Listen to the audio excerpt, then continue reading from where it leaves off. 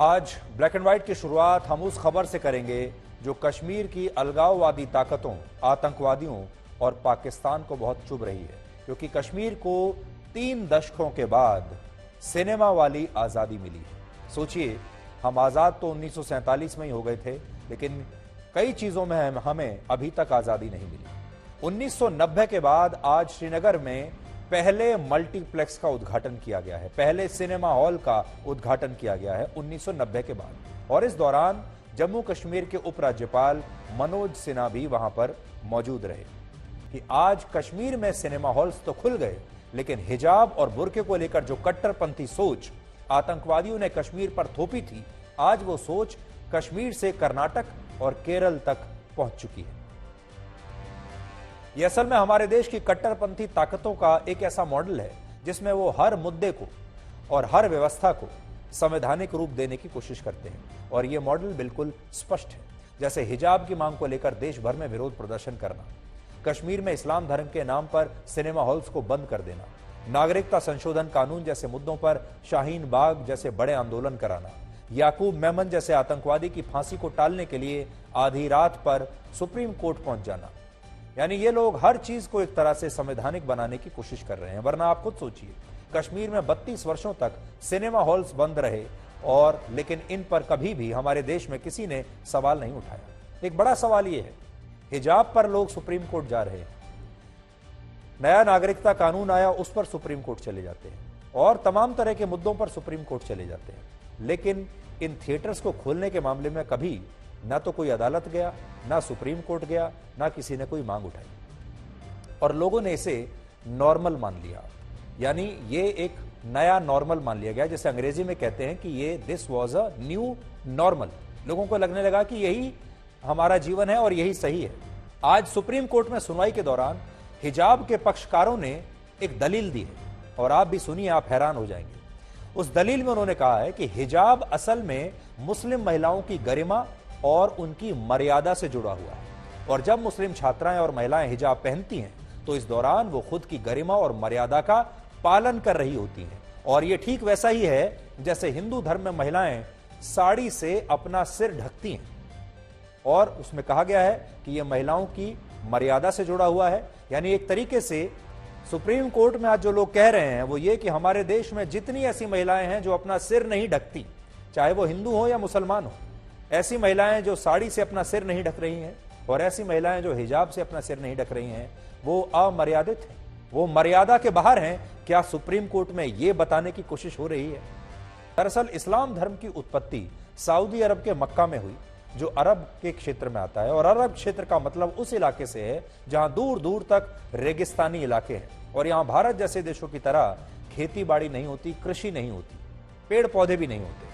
अब जिस क्षेत्र की जैसी भौगोलिक परिस्थितियां होती हैं, जैसा मौसम होता है, वहां वैसा ही लोगों का पहनावा भी होता है। जैसे रेगिस्तान है तो वहां धूल बहुत उड़ती है, और इसलिए लोग अपना चेहरा ढकते हैं, अपना सिर ढकते हैं, और खेती नहीं हो सकती, इसलिए वहां पर लोग सब्जियों की बजाय, वेजिटेरियन खाने की बजाय मांसाहारी आपको ज्यादा मिलेंगे। यानी चेहरा ढकना और मांसाहार होना, ये अरब के लोगों को वहां की भौगोलिक परिस्थितियों से मिला है।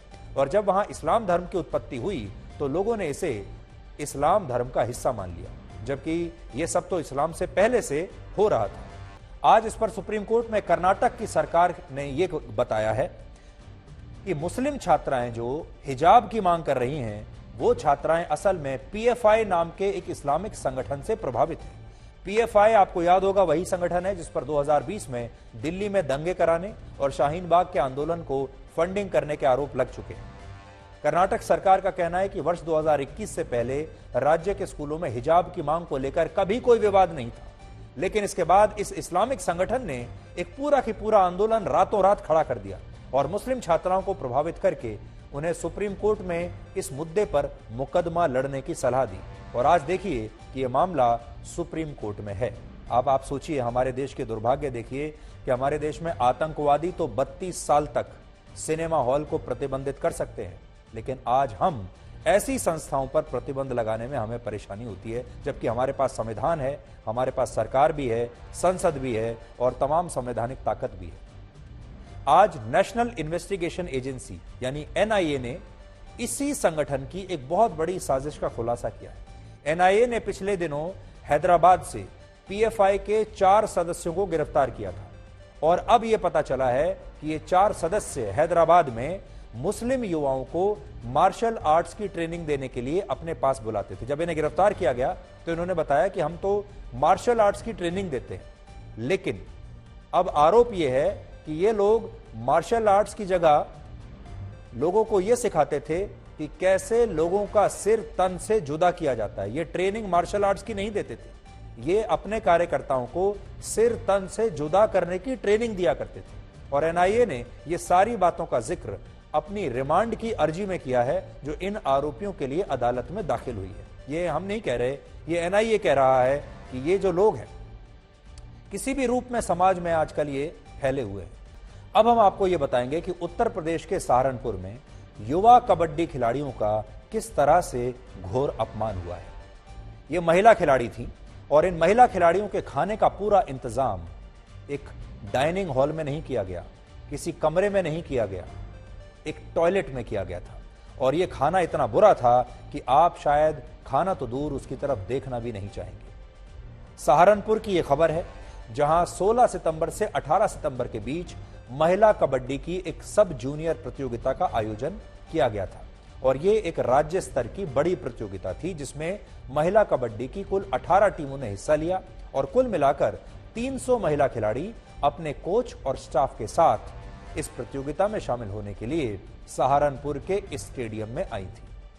अब हम आपको वो खबर दिखाएंगे जो असल में हम आपको पिछले हफ्ते दिखाना चाहते थे, और आज हम आपको मोटरसाइकिल के उस सफर पर लेकर चलेंगे जिसमें 137 साल में हम सड़क पर चलने वाली पहली बाइक से हवा में उड़ने वाली बाइक तक आ गए हैं।